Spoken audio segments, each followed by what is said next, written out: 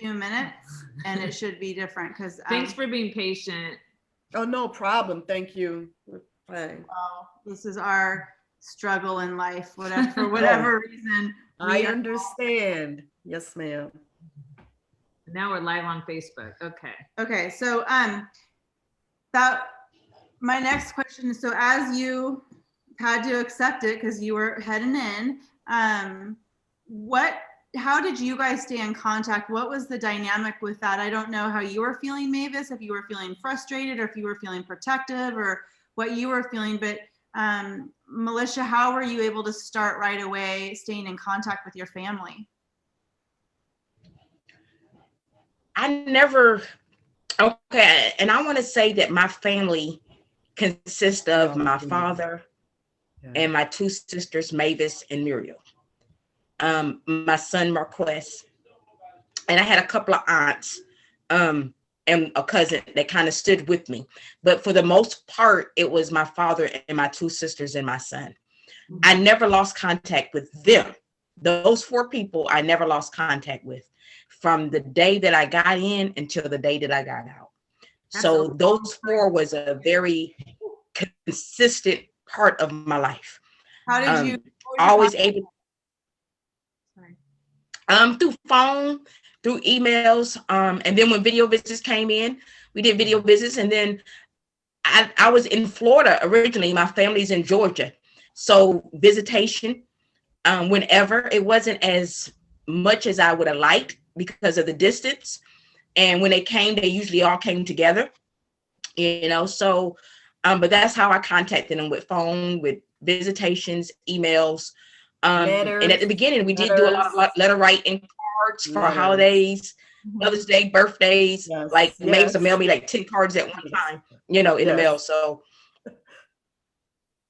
did that feel, how much did that fill your tank? Or did it still kind of leave this void? Well, it felt good when I received it. But at the same token, sometimes I miss being there with them.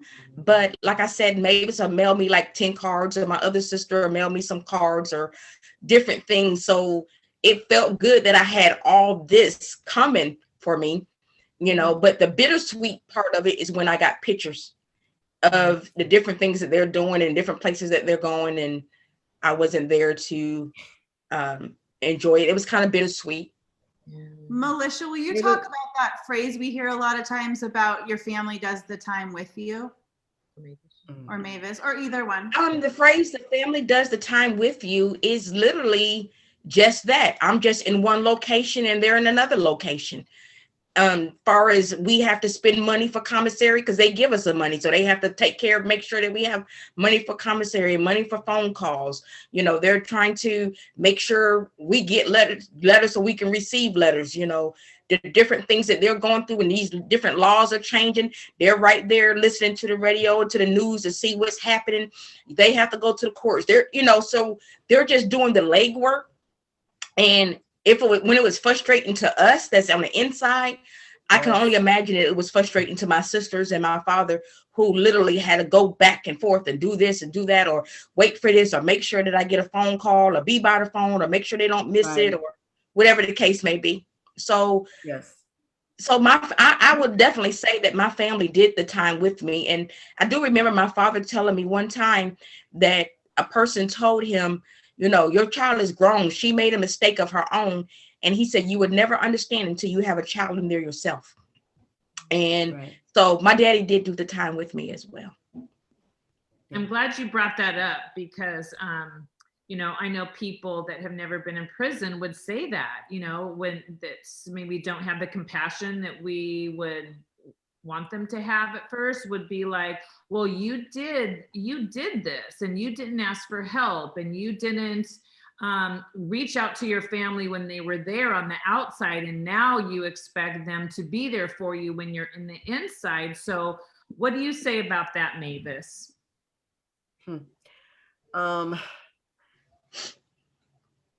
I have to say, like just Melisha, because we were so close before Melisha got into trouble or anything, she lived in Augusta. I lived in another town in Georgia, Dublin, Georgia. And though she was the baby of the family and I'm the oldest of the family, I will always make sure I'm going up there and spending weekends with her, me and my two sons and her son. So when that was just taken, like stopped and taken away from me, yes, we're doing that time. I never said, oh, Melisha, you need to stop doing this or you need to stop that. My question was always, is everything okay? Is everything all right? Because she would always say, yes, everything was fine when things wasn't fine. And I didn't understand at the time why she would never tell me the truth. And even to the point that even when she came home and she was released, so happy, but those things still be in your mind. Is everything okay?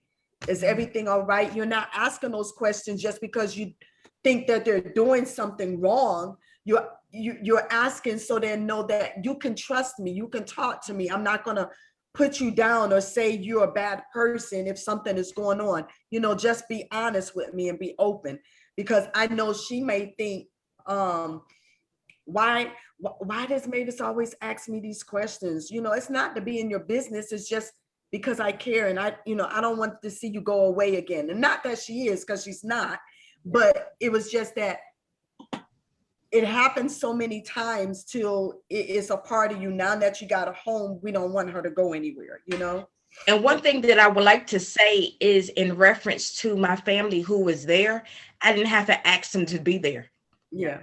I didn't have to ask them. This is something that they automatically did. This is something that they just automatically stepped in those shoes as my sister and as my father and just did it.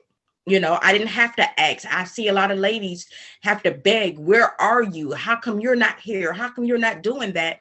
And I didn't have to ask my family. I did, these three in particular, I didn't have to ask them. They already knew what was up.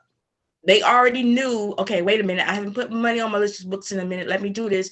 Okay, wait a minute, Melisha's birthday is coming up. Let me go ahead and get this. Marquez, don't forget your mama's birthday. You know, so it was so much. And Mavis is the one who my son stayed with during that time that I was gone as well. So it was just, it's like they just stood up and took the plate and just filled that role that I needed in my life at that time without even having to ask.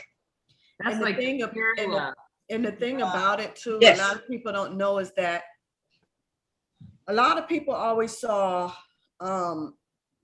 Mavis and Muriel. It's Mavis, Muriel, and Melisha. Okay. And so a lot of people only that knew us only thought it was just two. And it has always been three of us. And even Muriel, who's not here, but I would say to her, and we would always say when it came down to her birthday, or if it was Christmas, we would always call ourselves the three M&Ms because it was Mavis, Muriel, and Melisha. And we had to not say put it on the back burner, but it was very hard for us when Christmas would come, or when her birthday would come, or a significant birthday, or her son would have a birthday, and we would have to say, you know, she wasn't here, but we know she was here, but she just wasn't here. And it was hard for us, you know, to live a life that we knew we had a sister that was in prison. And I was telling her, I worked in finances in the banking industry, I mean, a long time. And for that period of time, I didn't even say anything about my sister because of the type of crime she done, you know. And it was, you know, because it was a white collar crime, and because I worked in finances, it was like you didn't want to share that particular part of your family. But eventually I got over there and I said, you know what, this is my sister. And I finally, you know, shared with some of my coworkers and said, you know, I have a sister that's in prison.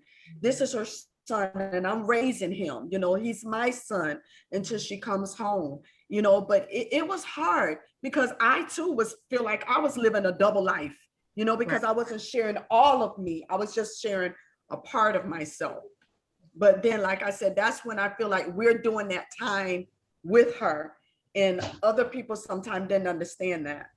Even when you was in relationships with other people, when you like, I got to get home because she's about to call me. Let me get to the house because she says she's going to call me at this such and such time. And it costs them money if they make that phone call and they don't get you. So yeah, your life is turned upside down a little bit. Yeah, I know my sister always talks about, she says that she knew what I was doing wasn't me. Yeah. She said, I knew that wasn't you. And so she said there was a time she had to like close the door on our relationship for a month. She said it was so painful, but she held a little candle in her house that said, this is Christy. And she said something in her heart just said, don't close that door. I never closed the door on Melisha. Never closed the door.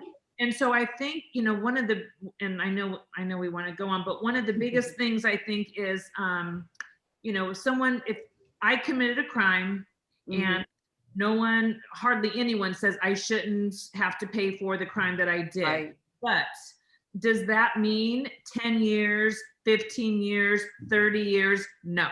No. That's the part that I want to make sure people know, that the time frames, they call them like football numbers, that it's not just Melisha going through it, it's the whole family and her son. It's the whole family. It's the whole entire family. Yeah, they're saying what we did in crime was wrong. I'll be bold to say, giving 10 years, 12 years when you thought you would get 2 years is wrong. Yes. Melisha, what is your perspective on how long, like I've appreciated the people that we've talked to say, I deserved to go. I needed to go. I needed some major shifts in my spirit, my heart, my thinking. I needed some major, something to shake me to shift that, but not 20 years, not 30 years. And I think we touched on that a little bit when we talked. So can you share, what do you think was appropriate for what you did and what you needed to switch gears and move into a better place? Well, I definitely knew that I needed to go. I will say this because a lot of times I'm a woman of faith, and I definitely felt that the Lord was telling me to do one thing and I was doing the total opposite. And because I wasn't listening to him, he had to put me in a place that I could listen. There where I didn't have no choice but to sit down and to be still and to hear and to see all the choices that I made. These are the consequences. These are the people that you love and you left behind.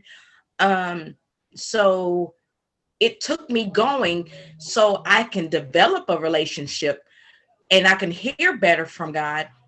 However, no, ma'am, I don't believe I needed no 10 years to get that, because something triggered in my, I say within the first 2 years, I pretty much knew I got it. I knew, the first year I was kind of, okay, yeah. But I definitely say like 2.5 years, I knew that I was ready to come home. And I tried, but I got to the point where I had to stop trying and just sit there and try to be a blessing to somebody else. Because I felt like at that time, that was my punishment for not listening. Okay.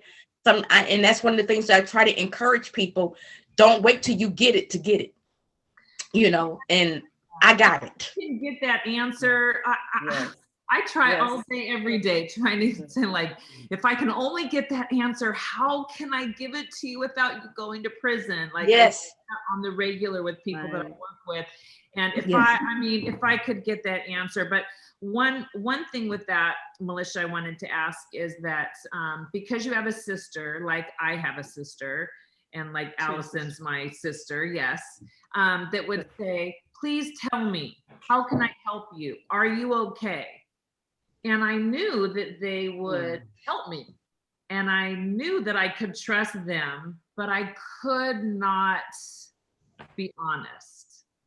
That was me. And I'm not gonna, and Mavis has shared on it a little bit. I have 2 sisters, and both of them was repeatedly asking me, but because it was my pride, I didn't want nobody to know I messed up again. I was trying to do this by myself. I felt like, okay, Melisha, you got this, you can do it. Because I struggled all my life with wanting somebody to be proud of me, wanting to be successful, trying to be a people pleaser, or whatever the case may be. And I didn't want to let them know that I failed. So it wasn't just Mavis asking me, it was my sister, it was different aunts. There was so many people that constantly, Melisha, is everything okay? Are you good? Let us know before it gets into it. But I would say everything's fine, everything's good, because of my pride. Totally get it. Yeah. I totally get it. Yes. It's that people pleasing, Yes. and we don't want to Yes. show Oh. up like we failed, even though Yes, I didn't want nobody to know that I failed. I wanted to be, I had so much low self-esteem and self-worth. And so I was trying to prove myself to somebody. And I made a mess of my life trying to prove myself and not getting the help that I needed. And one of the biggest things that bothered me, even come to today, I don't like to ask for help. I like to do it myself, because people are not going to give you the answer that you want. And you got to get the whole sermon to get something.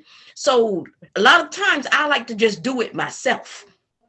And that's something I'm still struggling with. Okay, Go ahead.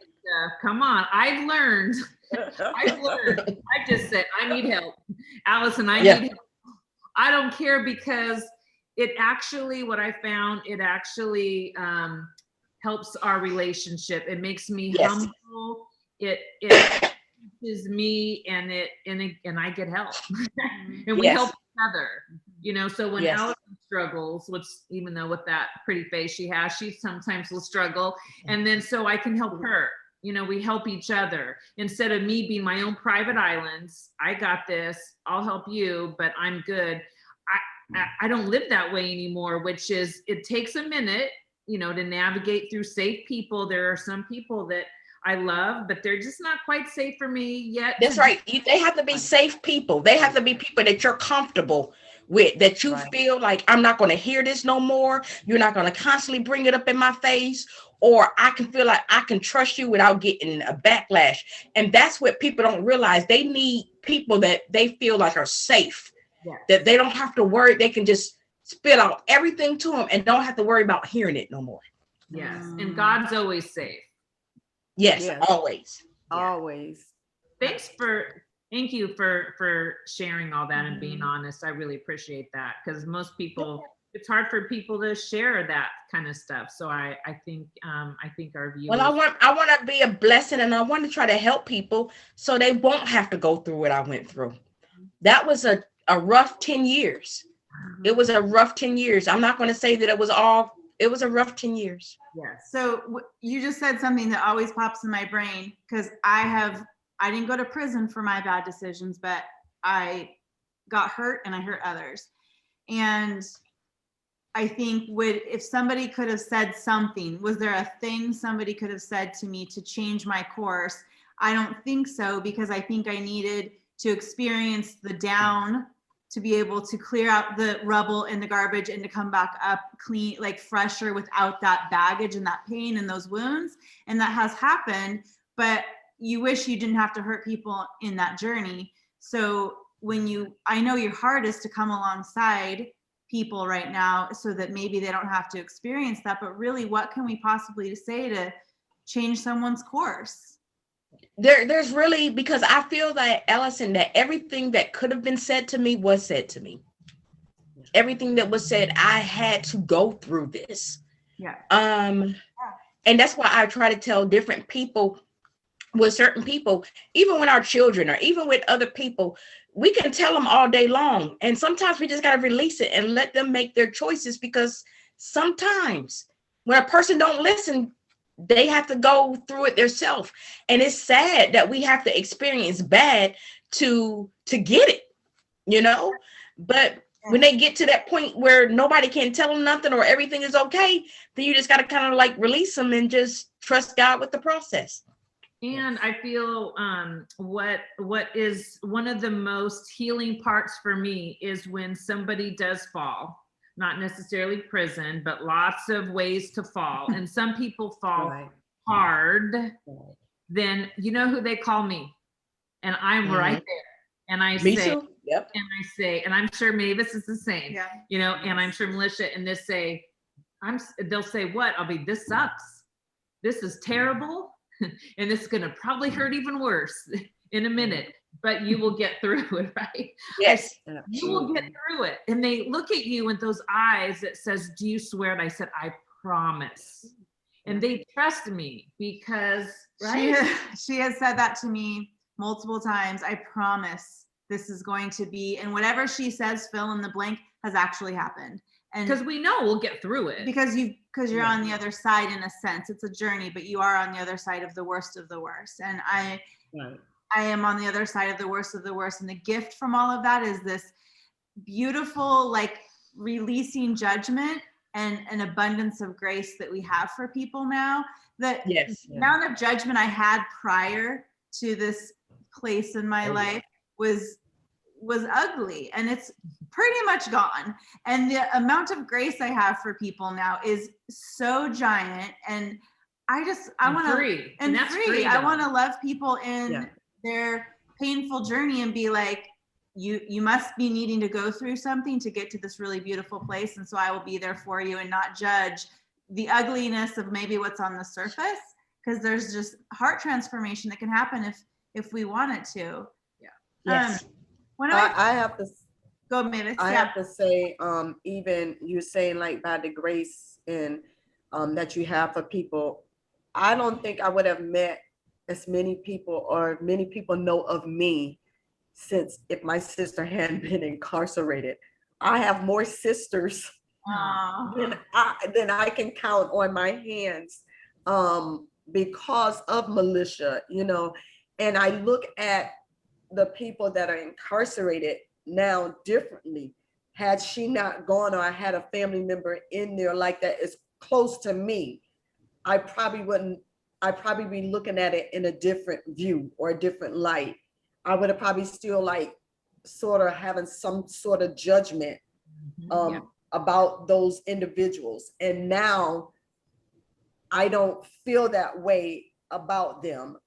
Before I'm casting judgment, I'm looking at the whole picture versus what someone is just presenting right there. You know, you understand what I'm saying? It's like at one point in time, like, this person's going to jail. Oh yeah, they must have did something. And now I'm like, now I'm very leery on saying, oh, well, what did they do with this? That? No, I don't do that anymore, because I had someone that once was down and now she's up now. You know what I'm saying? And it's not just Melisha, but I have so many other sisters. Like I said, I have blood sisters, but now I have other sisters that is friends with my sister Melisha. That, I mean, you just wouldn't believe when she got released.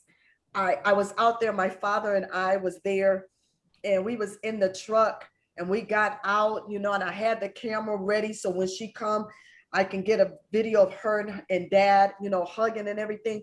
And out of nowhere, we just hearing these young ladies say like, "Hi, Mavis, hi this, hi daddy." I'm like, I said, it's amazing how many people I met that I haven't all seen them face to face, but that know me.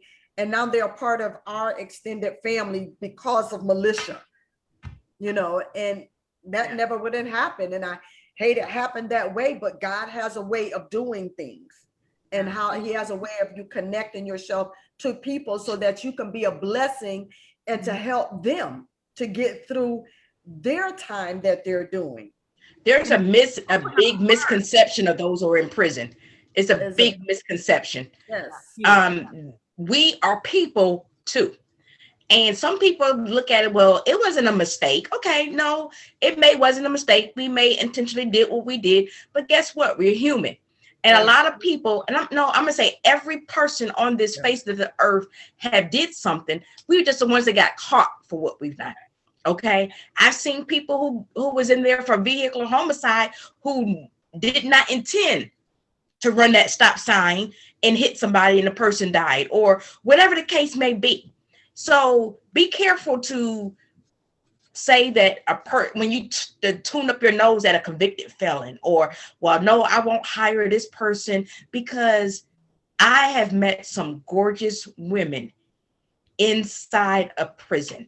And if I'd never been there, Mavis is talking about she'd never been there and she met them, but I was right there living with them. And I'm telling you, these women are some of the best people, of your life. They will celebrate your birthday with you. They will celebrate when I lost my grandmother and my aunt, got killed. They was right there crying with me. So we developed this bond. We developed this family together. And through the grace of God, you can tell the ones that are going to follow you on the outside. Yeah. And some people needed that. Yeah. Some people need it because we both experienced the same thing. We can relate to each other. And so when one is going down, we're there. And so when the other one is rejoicing, we can do it right there with them. But don't.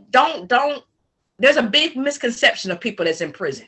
Very big misconception. And that's I think my sister taught me, she said that whenever someone came in, she never asked anyone what they were in there for. She wanted to get to know the individual for who they were and not what they were in for, and she taught me that. And I was like, that's special to me. You want to know the person before finding out what someone has done. Right. A lot of people will say, well, what'd they do? And I'd say, I don't know. Like, what do you mean? I didn't ask you what you did last night. Right. Well, that's my heart in all of this, because I haven't been incarcerated, but I have people in my world that have, and people, my father.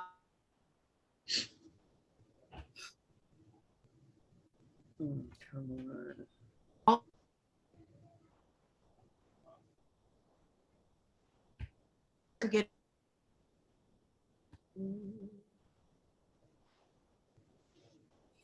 and changing the stuff that's just not okay. They want to say, yeah, what did they do? And well, they should be there and pay the, I'm like, well, nobody ever disputes that they should have gone to prison. I've never met somebody yet that has disputed that, but I just lost my train of thought. Loving people for where they're at in whatever it is that they're learning. And prison might be your thing. Addiction might be.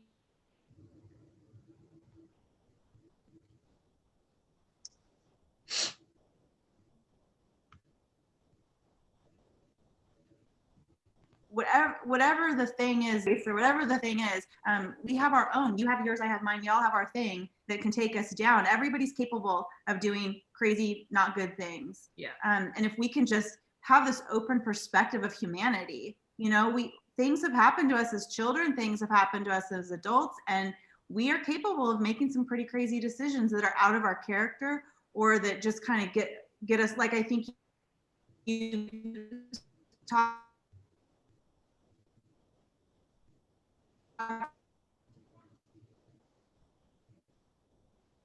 doing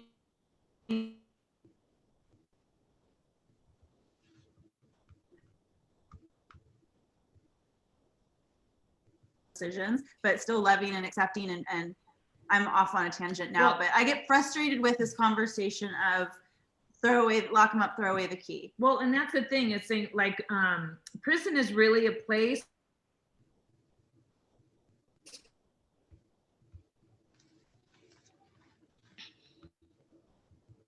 you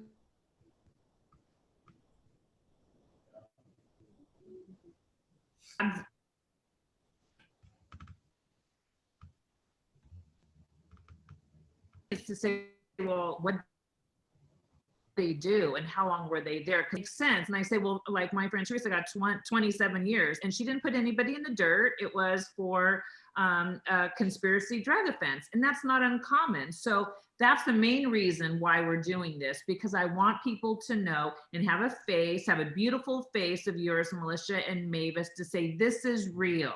Like putting someone away for 10 years, this is real and this is happening. So that's why we have to do the advocacy work and really learn a little bit about it instead of the quick judgment. So now we're off our soapbox. Sorry about that. Because of time, I have one more thing I want to touch on before we switch gears a little bit, because we have all these little things we like to do on the Freedom Exchange. One of my favorite parts of your story, Melisha, is when I think you had kind of taken a time out from God a little bit, but then all of a sudden people were coming to you and wanting that encouragement, wanting that scripture. And you're like, wait a minute, remember you had kind of stepped back from all of that. I love that part of your story. I want to hear that. Well, I was born and raised in the church. So I grew up in a Christian family, a Christian home. So I spent the majority of my life in church. And like I said, when I tried to commit suicide, I just felt like I was a lost cause. I said, the more I try to do it, I keep doing wrong. So I was determined I was not going to follow God. I was not going to open up my Bible. I was not going to pray. I wasn't going to go to prison with jailhouse religion, as they say. That was not what I was going to do. So when I went to the jail, I remember one particular lady, she said, Melisha, where's this scripture at in the Bible? And I'm like, what make you think I read the Bible? And then, I'm like, I said, I'm sorry, I do know the scripture. And then another lady who was getting ready to get shipped off to prison, and she asked me to teach the Bible study. And I'm like, where is all this coming from? Y'all never see me read a Bible. You never see me pray.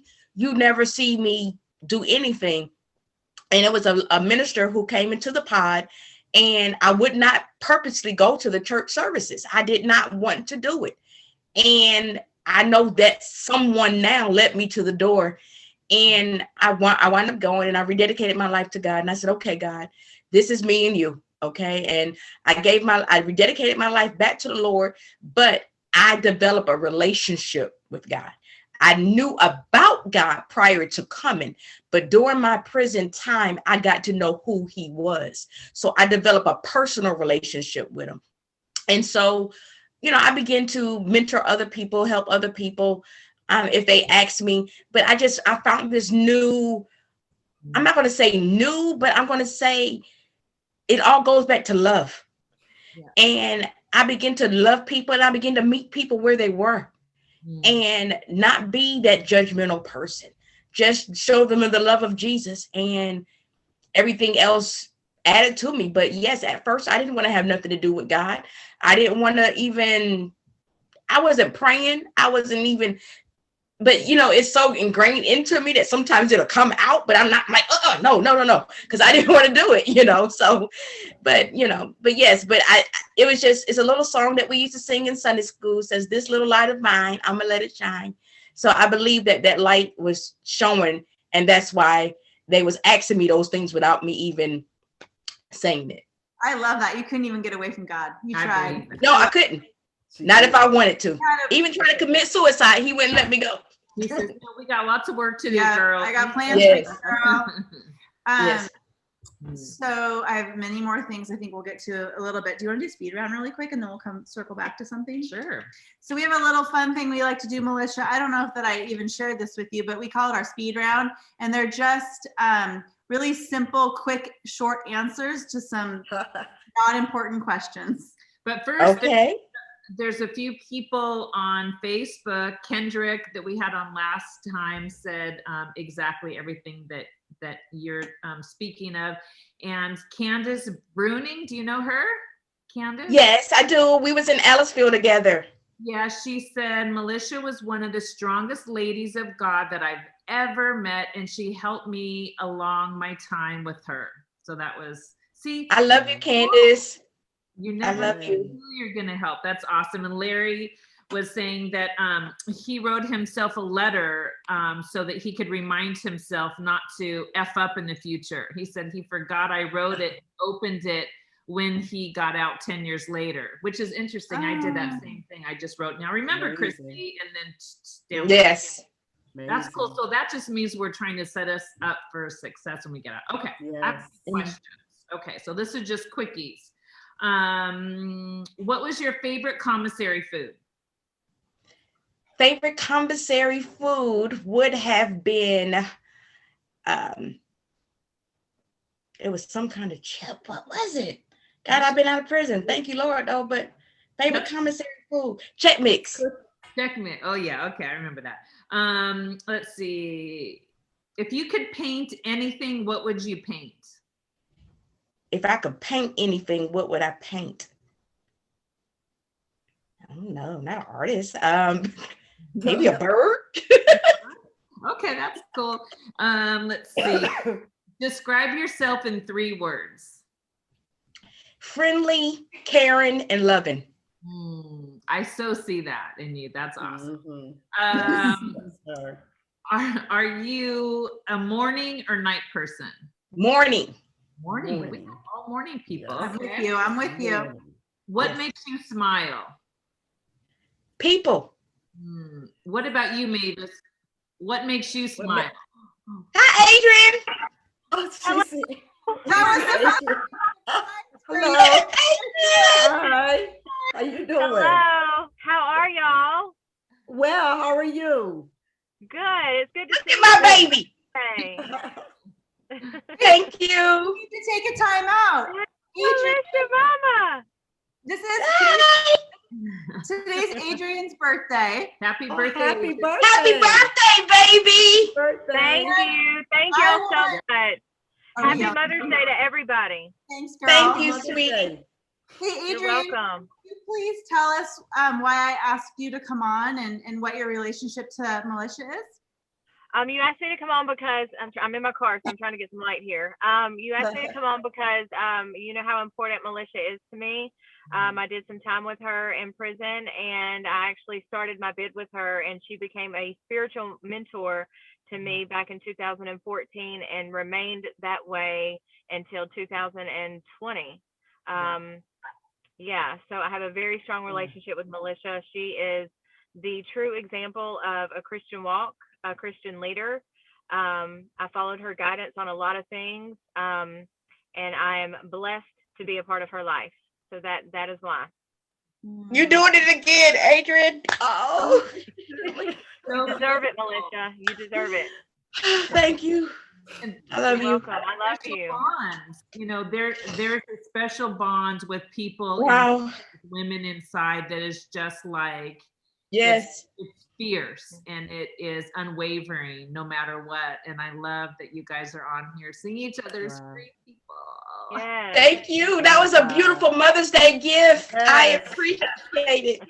Oh, my baby. We, Melisha, I'm so proud of you. I'm so proud of you. I'm so proud to call you my mentor. I'm so proud to be in your life. I value you as a person, as a human being. You deserve every opportunity that God gives you, and you make the world a better place. Thank you, baby. I love you. Beautiful, Love you beautiful. Thank you.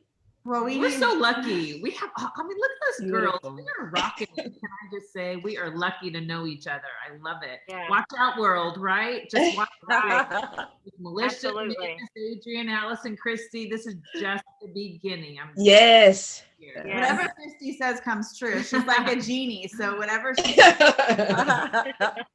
Gosh. We're gonna follow her guidance. We're gonna follow her lead. says. Do you want to stay on, Adrian, while we finish up, or do you need to go? I'm actually, I got to get my stuff out of my car. I just got in from driving, from being with my family all weekend. So I just wanted to pop in and say those words and tell you thank you for asking me to come. I'm sorry I was a little bit late, but I wanted to get settled and sitting down somewhere.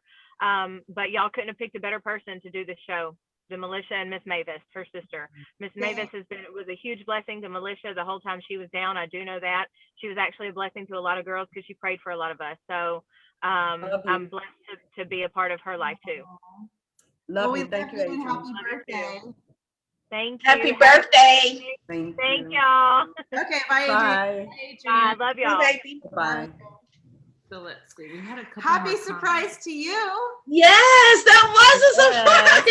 I was sitting on my couch this afternoon and I was thinking how we had a special person surprise Adrian when she was on the show. And so I was sitting there going, well, duh, why don't I have her surprise Melisha? And That was a surprise. I know you love on women, Wow.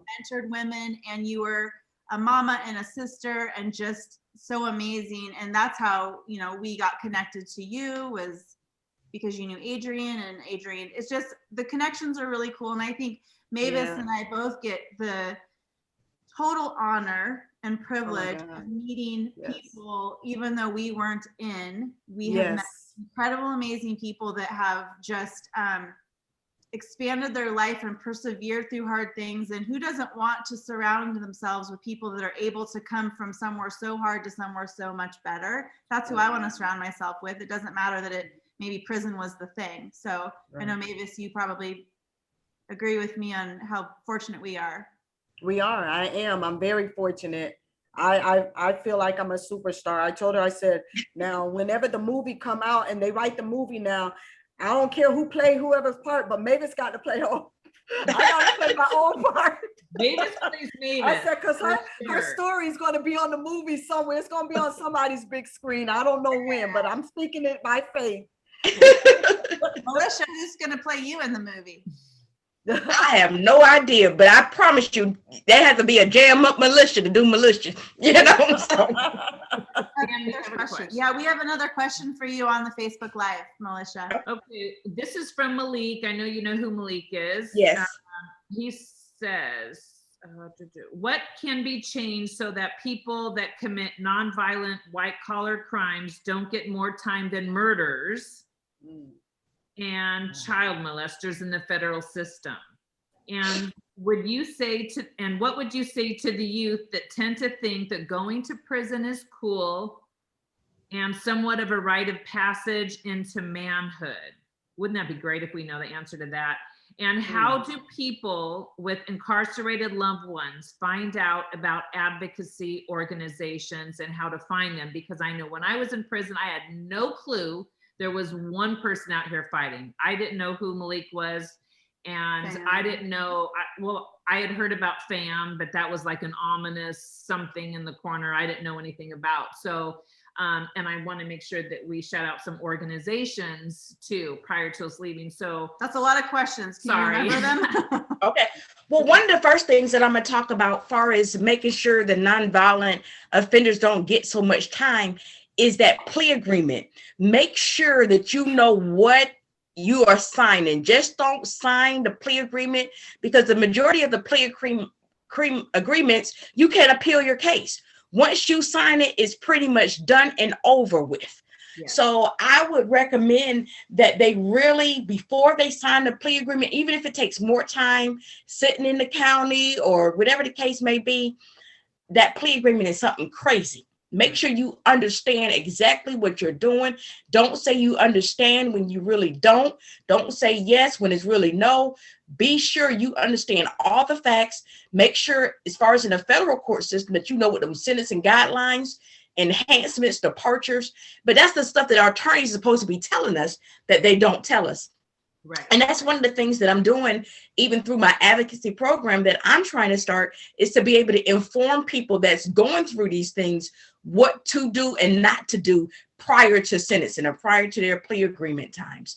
Also, one of the things that I'm doing in far as support, I want to, because I am a faith-based, I am a believer, I want to start going to a lot of churches and to educate them on what effective prison ministry really is.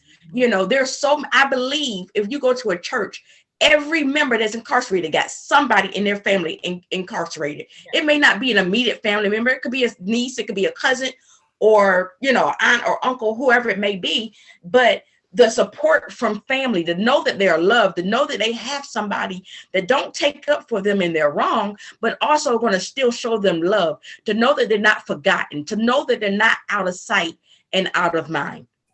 So we definitely need to step up our game, and those people who are advocates to come on and really do what we are doing, because Malik can't do it all. You know, Amy can't do it all. Fam can't, y'all can't do it all. So it takes people who've been through, or even with my sister, she may not have physically done the time, but she done the time, so she can speak on another aspect of it.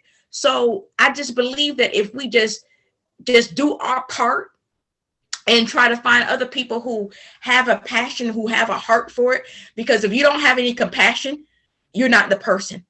If you don't have a person who's willing to give mercy, you're not the person. So we definitely need the people who have a heart for those that are incarcerated. And those who are believers in Christ, there's a scripture in the Bible that says, what you do for the least of them, you're doing it for him. So if you say that you are a believer in Jesus, you should not be forgetting about those who are in prison. Amen. Yeah, and isn't where that most of the joy comes from? I mean, Amen. that's the deep joy. A lot of times I'm in my car and I'm like, wow, my heart is just so overflowing, filled, even though I lost my house, I lost a lot of things, and my life isn't what I thought it was or should be based on where I thought I was, but my heart is just overflowing in joy and compassion and deep love, and that's God. It just goes back on the love. And even after we're incarcerated, I was incarcerated for 10 years. I came home with absolutely nothing. Yes. Nothing. So these groups and these agencies, and I want to go back to school. I want to take up psychology and counseling, because, after I get my BA, I want to have my own counseling center, a reentry center to where people get released. I can have a gift card from Walmart or somewhere that they can have, because I promise you, when I say I came home absolutely with nothing, I came home with nothing. And there's a lot of men and women who've lost their homes or cars or clothes. I have a friend that's been down for 20 years now. The world has changed so much during that time. And if our prisons can even get updated with the time, we were still working on 2010 Microsoft. There is so much have changed since I came out, and I'm still learning. So. And there's a lot of people out here that want to help. They just don't know how. All they think is, I don't want to give someone who got out of prison a lot of money, but there's lots of great ways to do that. And we've come up with a lot of people that have done that. I'm just looking, there's so many different organizations. There's a lot of ministries, that if you want to get a part, contact me, contact you guys, contact Amy. There's a lot of places that we know that can need some help, but sometimes you just got to put your foot out there and ask. Because if we don't know, but one of my thing is I'm going out to ask the people. But if this is something that's on your heart to do, when I did my last interview, a lady said, Miss Melisha, she said, I really enjoyed it. What can I do to help? Boom, right there. And I can lead you to the right people, the right places. You tell me what you want to do, because it's not, and I'm geared more for the women because I am, but there's men out there who need our help too. Yeah. There's people's fathers that's incarcerated too. So it's a twofold thing, so if somebody will contact me, or I'm quite sure I can give out Malik's names or Amy or even you guys' name, just contact us and we'll tell you something or someone. Right. Where I was like,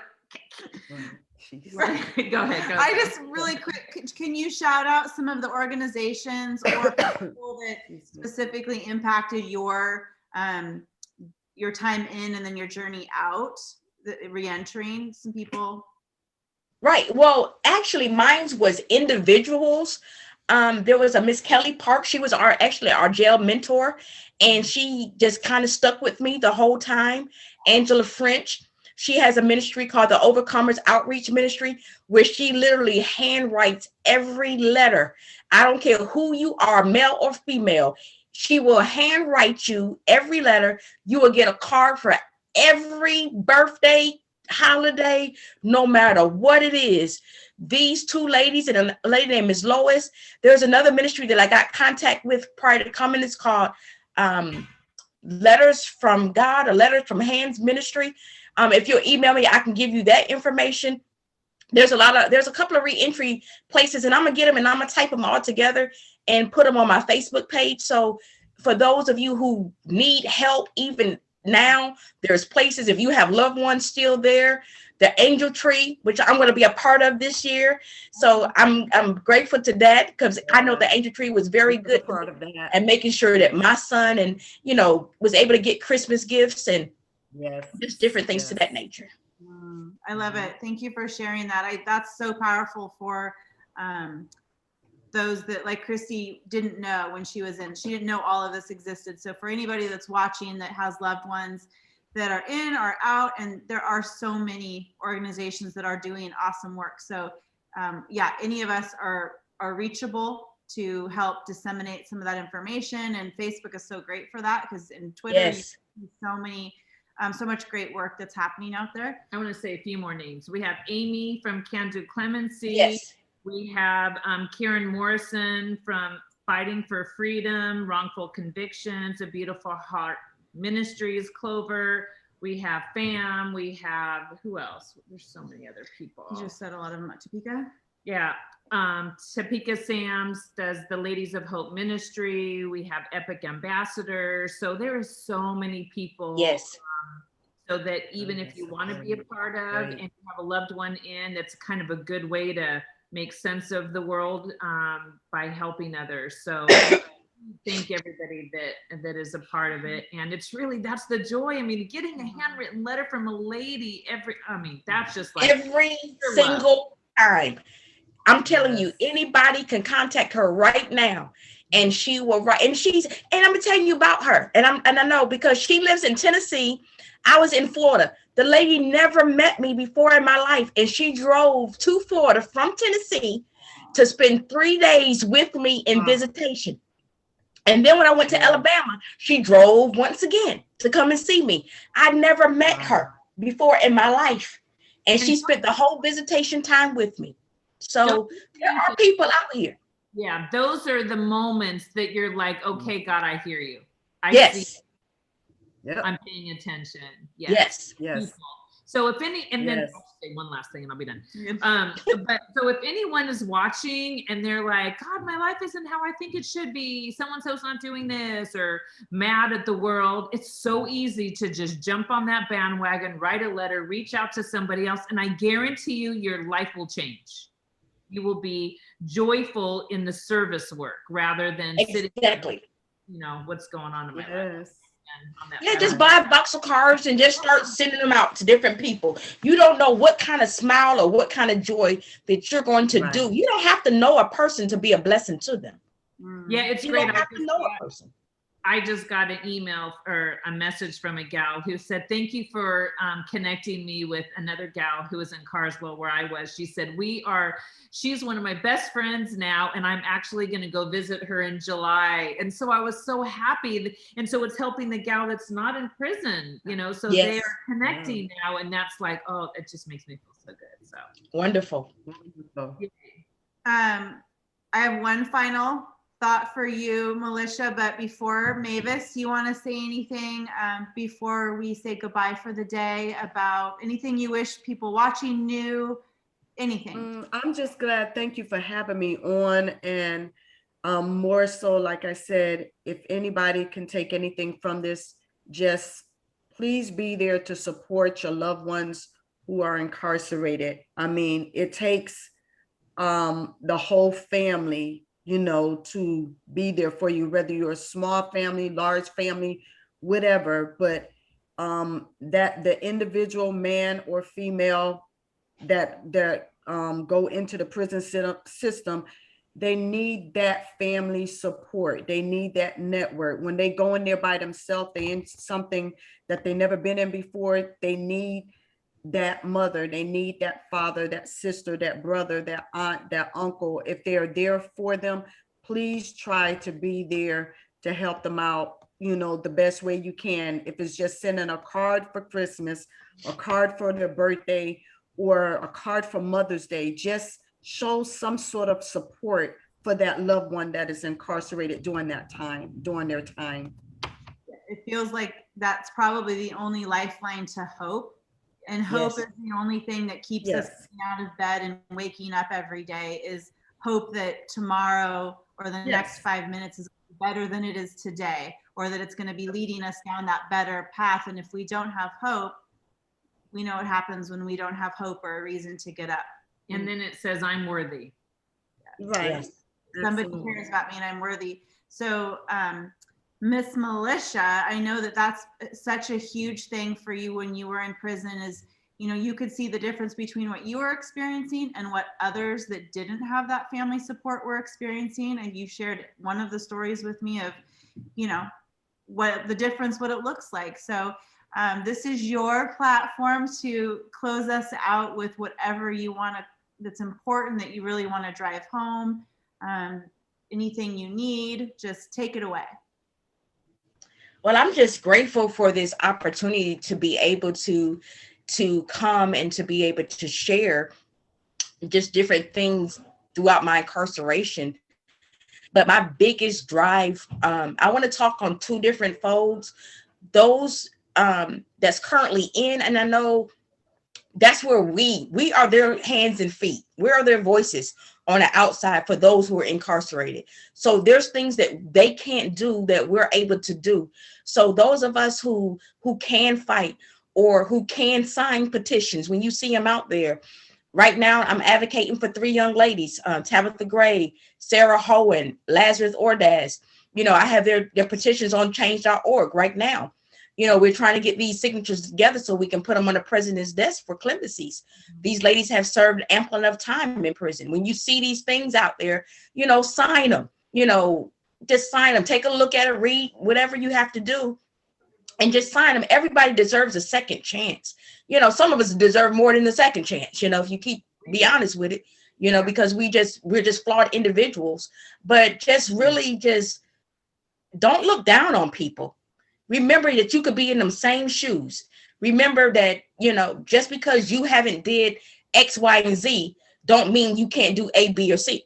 So I just wanted everybody to just really just take a look and try to help us reduce the recidivism instead of trying to put them all in there for these lengthy times. Let's try to reduce the recidivism. Let's try to help educate. Let's try to give them jobs and don't stereotype them because we've been in prison, because a lot of us have had jobs prior to coming to prison.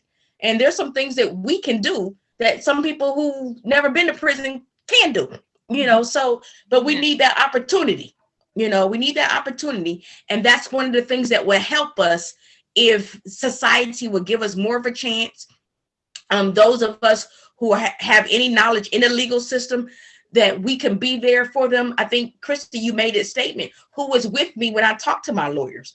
I think that's a good idea. Somebody else need to be there besides the attorney and the inmate. There need to be a neutral person on either side. And that's something good that maybe we can try to do some kind of way, because a lot of inmates are getting railroaded because a lot of them can't. I had a paid attorney, unfortunately, but a lot of us get public defenders and they just got a big caseload and they just want to hurry up and get that off the docket, you know? So that's what I want to say. Just step up. Just let's be a help. And if you see a need, let's be a blessing, because what we make happen for somebody else, God will make happen for you. So that's what I believe in. All right. That was good. That was good. This has been a pleasure on this Mother's Day to, you know, sisters, you both love and mother same child, and you did the time together. And I think that's a really crucial thing to put out there. Especially, we didn't have time today to talk about this, but you are on home confinement, Melisha, and that is a whole nother conversation for what that looks like in experience for you to re-enter and get back in. And still so much support is needed during that time, because you're not free to go just do all that you will be able to do starting next year when that changes. Well, I got a job, so I go to my orientation tomorrow. So I'm happy about that. So I'm ready to, this is be my first opportunity now to blend with the rest of the society. You know, I've been able to go to a doctor's appointment, you know, the different stores or whatever, but now I'm able to go to work. So I'm very excited about that. That'll be my first job in society in 10 years. Well, that's a big deal. And I bet I'm assuming this, you can correct me, but that it's kind of exciting to be able to put into practice, put into motion all the changes, all of the change of heart, change of thinking, the worth and the value you've now embraced for yourself that you didn't have prior. This is your moment to like put your feet on the ground and do these things. I'm ready. I'm ready. I know you're ready. I'm so excited for that for you. And I want to give a shout out to my sister Muriel, because she, along with Mavis, did this time with me. So my sister Muriel Stevens. Hi, Muriel. I love you and thank you. We could talk forever. I know. We could be here all night. We'll do another And you're one. so good on Melisha or on Facebook, Melisha, so I know that we'll just keep this going and we'll just be in touch. I can't wait to see where this next year brings you, and it's good. Mavis, it was so good to have you. What a special treat for our day. Thank you so much. Thank you so much. God bless you both. Bless God bless you. Okay, girls, Yes. have a good rest of your day. Thank you. Thank you. Likewise. Love Okay. you. Thank you. Bye-bye. Bye, girls. Bye-bye.